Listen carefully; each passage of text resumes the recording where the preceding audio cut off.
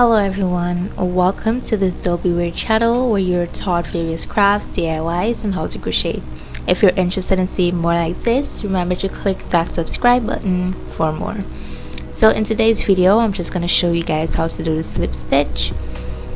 And this is just for the beginners and the persons who just need a reminder of how to slip stitch. And of course, we're going to start off with our chains. Remember to always count our chains. If you don't know how to do a chain, make sure you check out our other video.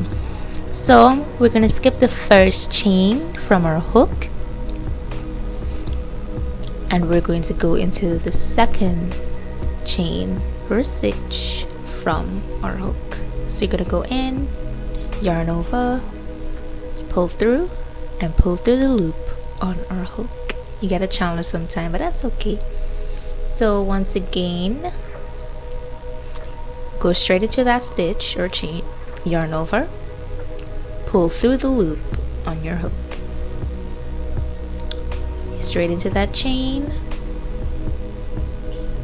yarn over, pull through, and through the loop on your hook. And you would just continue until the end, and yeah.